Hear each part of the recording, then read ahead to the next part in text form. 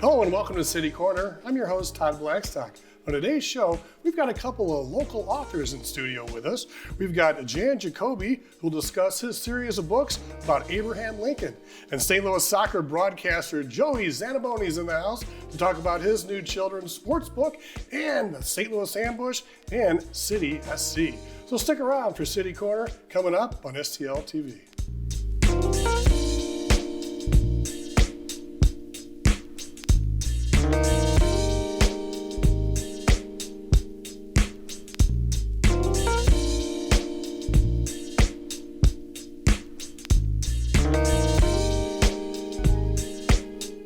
Our first guest today is Jan Jacobi. Jan, thank you so much for joining us. You've got a great background in education, and you've done a lot of work with WashU and some other institutions around the St. Louis area and across the country. Thank you, Todd. It's wonderful to be here. Lincoln's birthday coming up. How about that? So it's great to be with you. Yeah, I did want to set the stage a little bit about what you've done with WashU and in the education around town, and then we'll slide into your new series of books. Good. I came to St. Louis in 1982 to be head of the lower school at St. Louis Country Day School, stayed at Country Day and Mary Institute, MICDS, for 31 years, head of the middle school there, and then spun off to St. Michael's School for about 10 years. And at the end of that time, I got associated with lifelong learning at WashU. We call it OLLI, Osher Lifelong Learning. Excuse me, and I've taught there for about 5 or 6 years. I guess in being in education and writing and things, it's certainly a nice segue into trying to write a book. And you picked Abe Lincoln as your topic, and what a great president and a great human being, a all-time historical figure in our not only our country but in the world. And what made you want to go along with Lincoln? Came out of my teaching and my being at Country Day. In the mid-'80s, we took our students up to the sites in Springfield, and I got hooked, particularly on New Salem, which is the reconstructed frontier village about 20 miles northwest of Springfield, where Lincoln first came when he came to Illinois in 1831. Every time I go to Chicago, I think the quarter point from St. Louis is Springfield, Illinois. And, before, 15, 20 minutes before you get to Springfield and well after, you've got lots of billboards and signage. And boy, they really have, promote Abraham Lincoln. And that's the land of Lincoln across the bridge over there. Well, and writing about him, as I drove up to Springfield when I first started writing, I would kind of feel him as I got within 20 miles, 10 miles of Springfield. And then last year when I drove up, I didn't feel him. And I thought, what's going on? Well, I was writing about him being president, and he wasn't there. He was in Washington. Mm-hmm. Well, let's talk about your first series of books. It sounds like you've got 3 so far.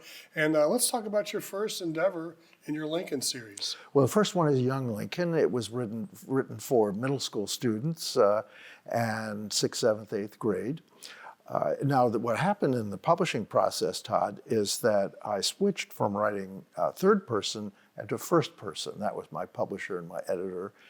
My daughter, who's a writer, all counseled me to do that. So the first book, Young Lincoln, written first person, that's the book when he is a boy in Kentucky, teenager in Indiana, and then a young man in Illinois.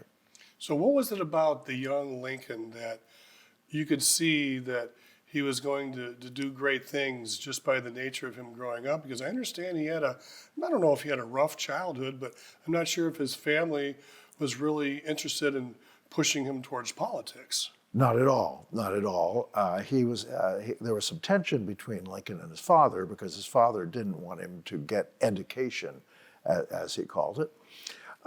So he goes then from in the book, they move to Indiana, where he grows up there, and then when he moves to Illinois in 1831.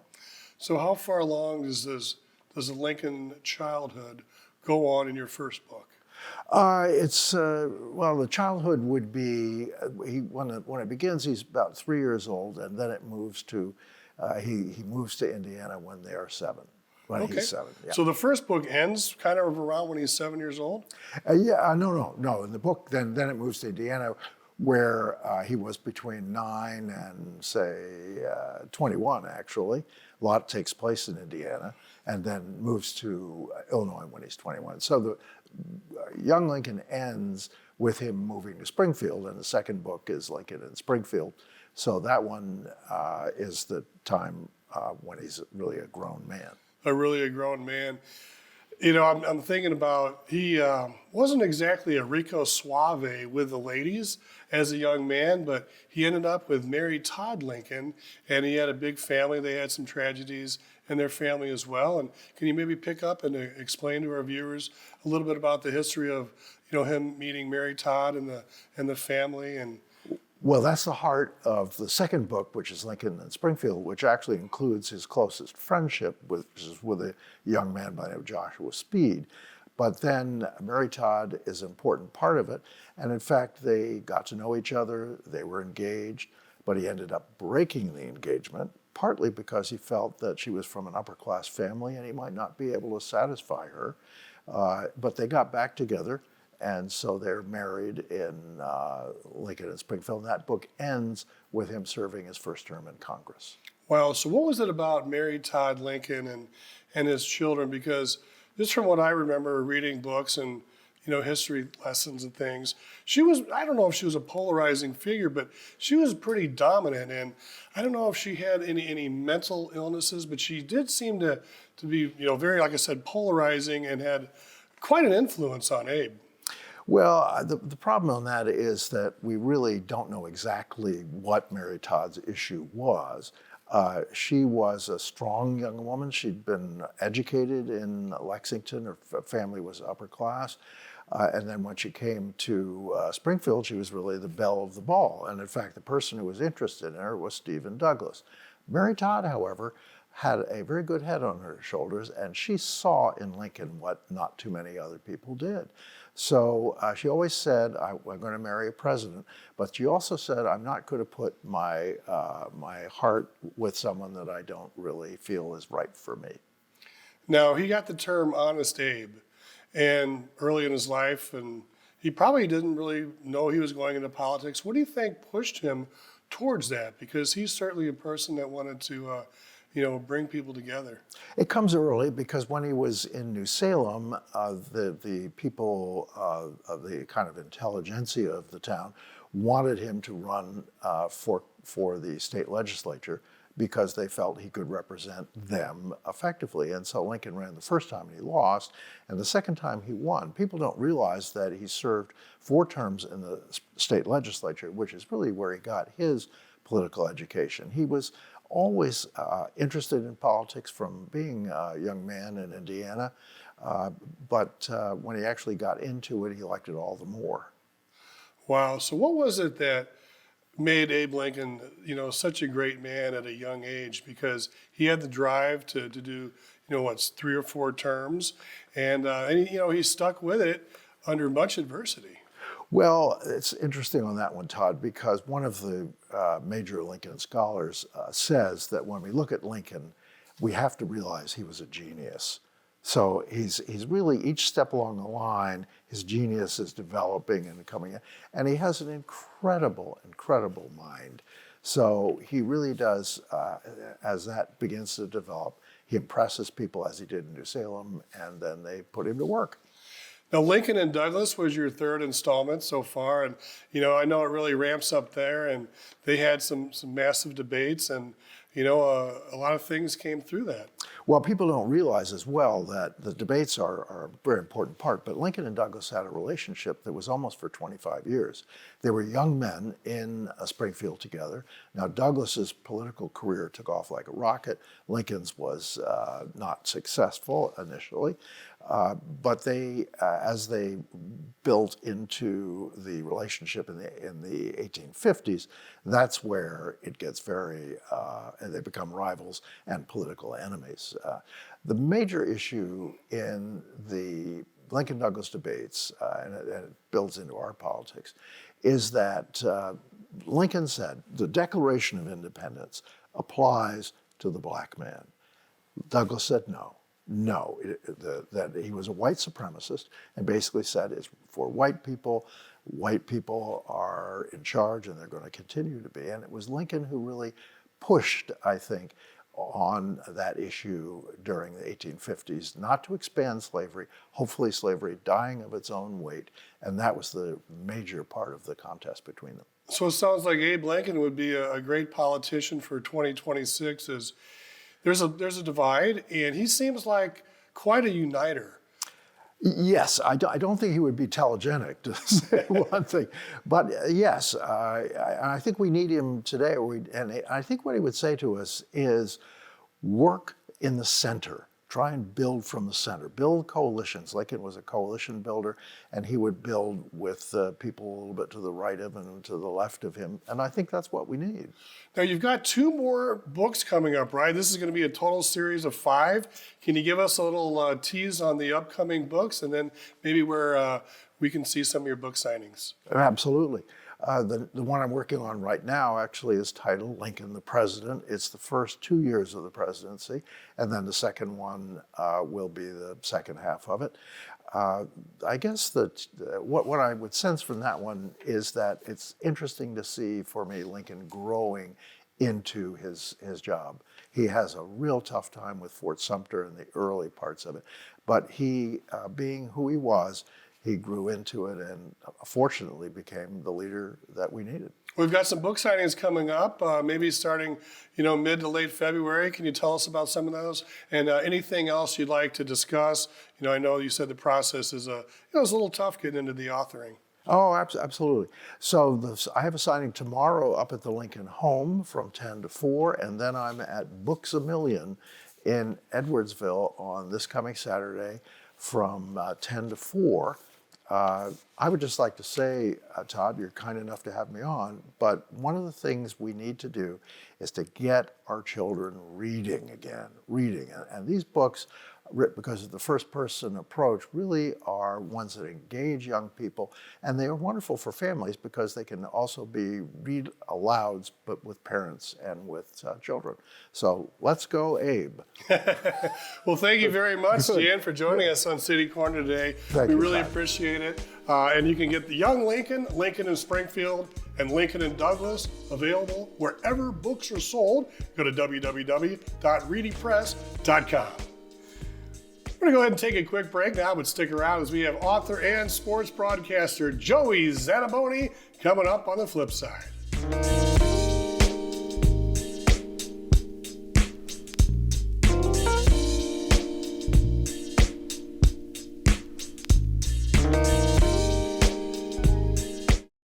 Did you know that you can watch STL TV on your smartphone or tablet?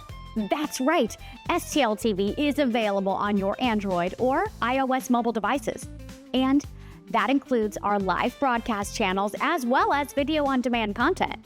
It is really easy to get started. Just find the App Store on your device, then search for Cablecast. Select it and click to install. Launch the app, and if you're in the St. Louis area, STL TV should be the first channel to show up. If you're not in the area, you may have to scroll down to find it. So just click on the STL TV logo, and in just a few seconds, you're enjoying STL TV's great programming such as City Corner, Inside Sports, City Government, What's the 314, or my personal favorite, In the Kitchen.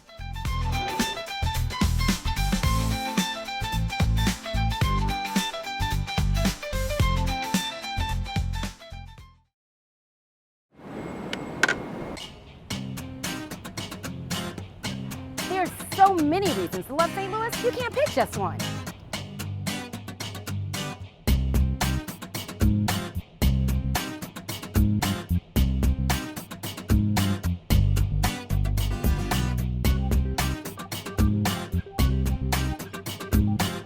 From the arts, architecture, and culture.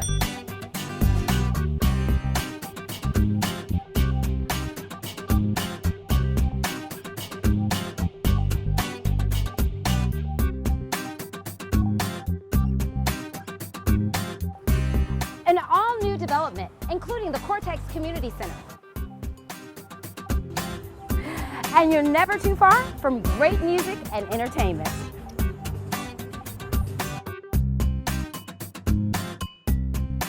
So come and experience St. Louis.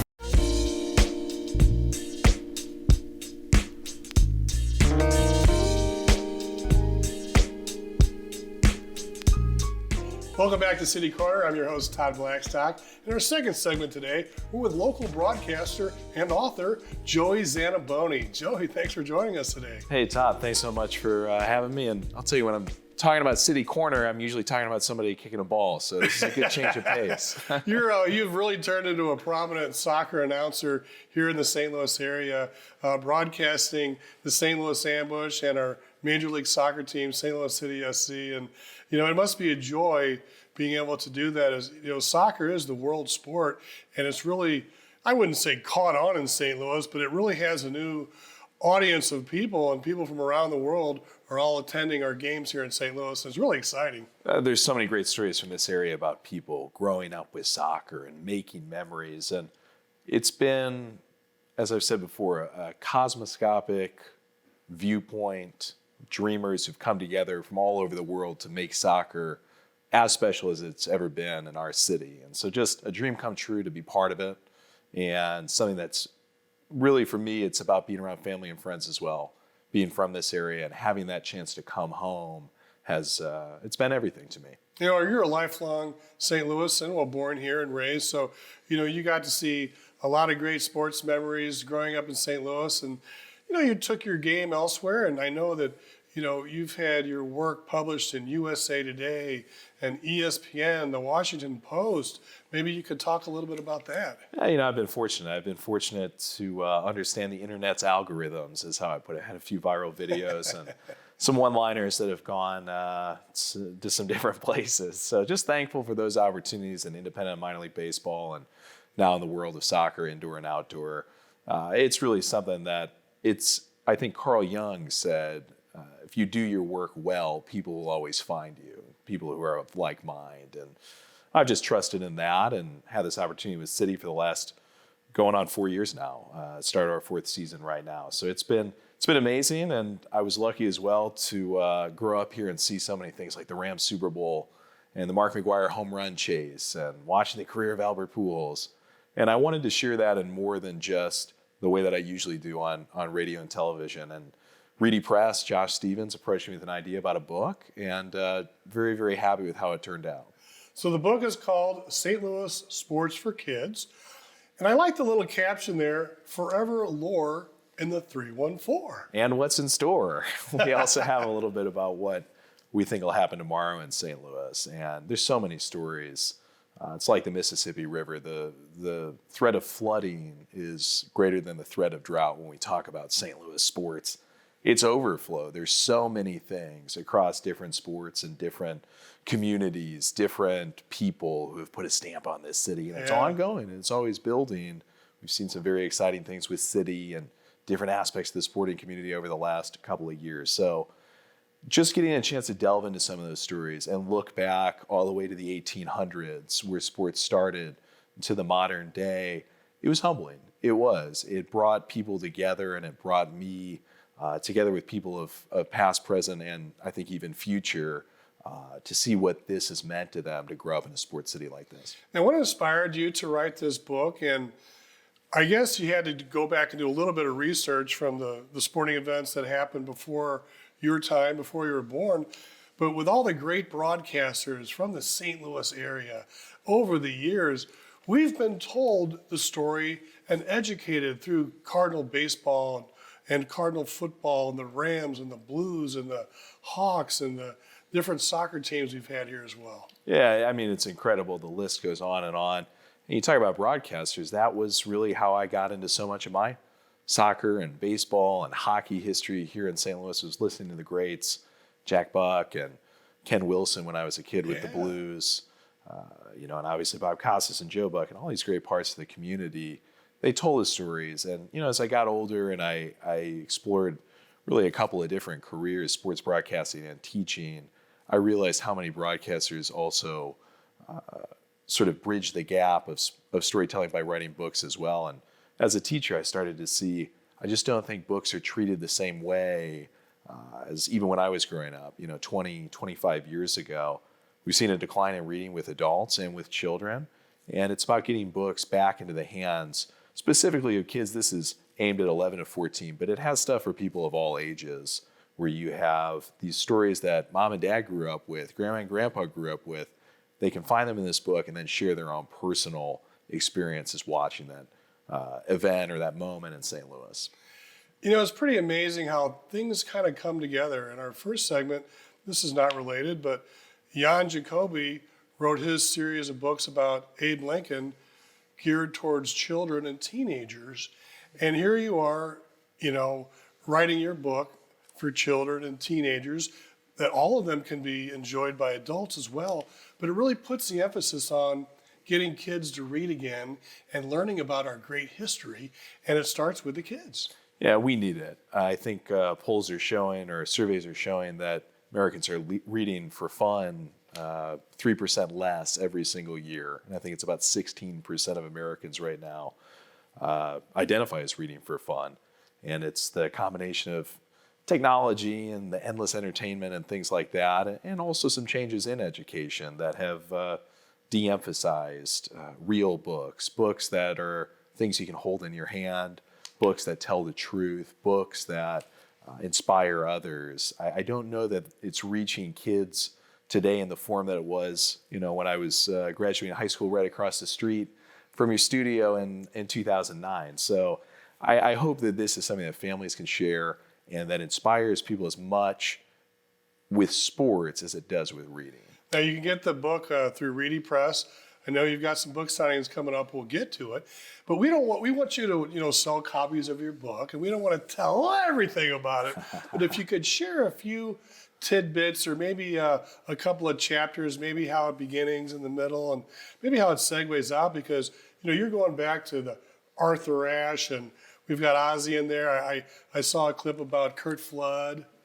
Yeah, Curt Flood is quite meaningful to me, the passage in it. I feel like his legacy has sometimes been misunderstood in St. Louis and other parts of the country. And this former next Cardinal generation, player. Yeah, this next generation, I hope, has the appreciation for what he did to take a real stand. So that Curt Flood section, that's really perceptive to pick that up, because that was very special to me. I think kind of off the beaten path, I'd have to say corkball and chess. I thought corkball, it had to be in there. It is the sport that St. Louis City gave the world.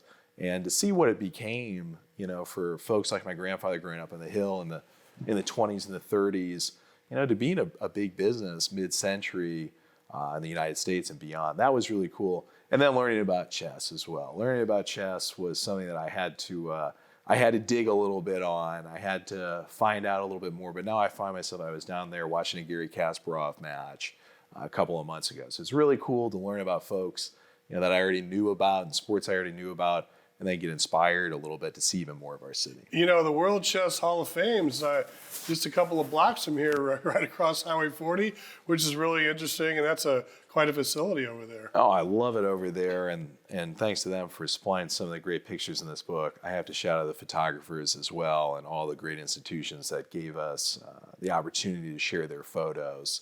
It's really cool, I think, from a words perspective and a history perspective, but the photographers, you know, they made it what it was in so many ways. When I was a little kid, corkball was a deal. We would go play our baseball games and practices and, you know, at different places. And they had corkball facilities. You could play corkball. And I thought the coolest thing about corkball was that if you could hit a corkball at that fast with such a little ball with a little stick, you could probably hit a baseball down the road and, you know, almost bat 1,000 in softball. Well, I remember I was about 4 or 5 years old. I found a corkball and a corkball bat in my grandfather's chest out on his porch, and I had my brother pitch me. I had 3 triples, 2 home runs, 1 single, hit 1,000, and then I snapped out of it. I struck out on 3 pitches. Yeah, in my mind, I had it all figured out, but it's hard. It is, even if you have a little background in baseball and you have an opportunity to swing that kind of bat. It's tough, but it's a lot of fun. Now, you said in a comment that's, I don't know if it's viral, but it's out there, that you want to be like the first or the next great millennial broadcaster. Why is that important to you, the millennial part? Yeah, I think every generation puts its stamp on sports broadcasting, and I think a lot of that has to do just with the medium that you're in. When the guys were starting out in the 20s and going back to KMOX and things like that here in the area, yeah, radio was information sharing, and I do think now today the world has gone to this, for better or worse, the social media stuff, and I try to announce for folks who are in that milieu and who are part of that great wave that's come upon us when maybe we have a slightly different reflection on things. And it's just, with millennial, yeah, it means a lot of things. I think it means optimism. I think it means anxiety. I think it means joy and randomness. And so I think I just have to bring that flair. And I think it does appeal across to different generations and folks, especially in this area, which means a lot to me. Because it does come from the heart. It always comes from the heart, and I think that's something that makes it come out right. Before we let you go, a couple things real quick. The Olympics are coming to St. Louis at City Park, which is very amazing. And let's give the Ambush some love. Our own Angela Sharp is pretty prominent over there with you guys. And Mark Moser's number was retired, a prominent indoor soccer player in St. Louis. Very good broadcaster as well. He joins us on the mic a few games this season. So it's really cool to have Mark, that legendary 15 in the rafters. And it just shows how long soccer has been a part of this community and how much impact it's had in this community.